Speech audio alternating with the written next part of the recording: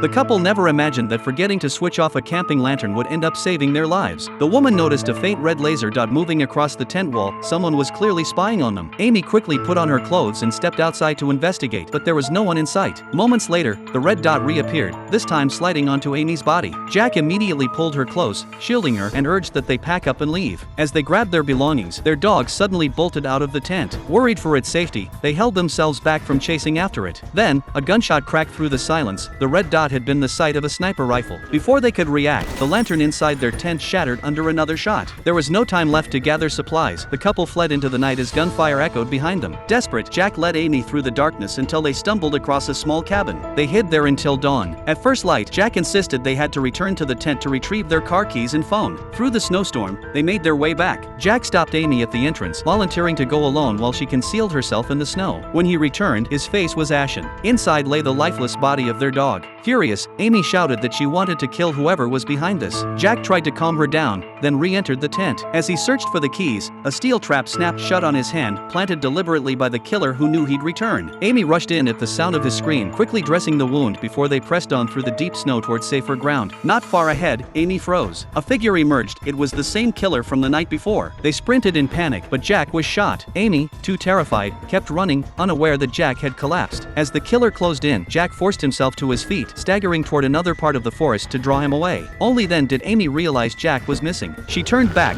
only to hear the crack of splitting ice. Jack had run onto a frozen river without noticing. Before Amy could warn him, the ice gave way and he plunged into the freezing water. She scrambled forward and, just in time, managed to pull him out. Before night fell, they found another cabin. Inside, Amy used a landline to call for forest rescue and dressed Jack's wound again. Their nerves finally began to ease. But as Amy sat there, a memory resurfaced. 3 days earlier, during a trip to a snowy mountain, they had accidentally scraped a pickup truck at a gas station. Thinking no one noticed, they drove off. The next morning, their own car was keyed, with a note full of insults left behind. Convinced it was the pickup driver, they deliberately vandalized his truck in retaliation, only to be caught red-handed. Instead of apologizing, Amy cursed at him. Now, she was certain the killer was that very man. The next morning, the sound of engines woke her. A mountain rescue team had arrived, but the man leading it looked exactly like the pickup truck driver. Realizing the trap, Amy and Jack escaped through a window and hid inside a cave. There, they heard movement behind them. When Amy turned, a hibernating black bear loomed in the shadows. At the same time, the pickup driver closed in. In desperation, Amy hurled a Molotov cocktail, striking him and forcing him back. Seizing the chance, they fled once again, but Jack's condition had worsened. Barely able to walk, he collapsed. Amy went searching for help and instead found a snowmobile, just as another man appeared. It was the pickup driver's friend. Terrified, Amy stumbled backward. Suddenly, Jack struck from behind, knocking him out with a brick. They took his snowmobile and rode to a house. Inside, Amy sat Jack down to rest. A man named Alan came downstairs and, seeing Jack's injuries, offered to call a hospital. Relieved, Amy stayed at Jack's side until she realized Alan wasn't calling a hospital at all. When she tried to leave, Alan pulled a knife, forcing them into a bedroom. There, they discovered photographs of themselves and of a young boy. And then the truth surfaced. The real killer appeared. It was Pete, their seemingly friendly neighbor. As Pete confronted them, memories came flooding back. A month earlier, shortly after their engagement, Jack and Amy had been driving, laughing and distracted, when they struck a young boy. Before Amy could react, Jack insisted on fleeing, believing no one had witnessed it. But Pete had seen everything through his drone. The boy had been his grandson. Vowing revenge, Pete tracked them down through their license plate, moved in next door, and deliberately grew close to them. Once the time was right, he gifted them tickets to a mountain resort, setting his plan in motion. Every misfortune since had been orchestrated by him. His goal was to break them psychologically before delivering his final act of vengeance. In the end, Amy was killed by Pete, but Jack was left alive, forced to endure the agony of losing the woman he loved.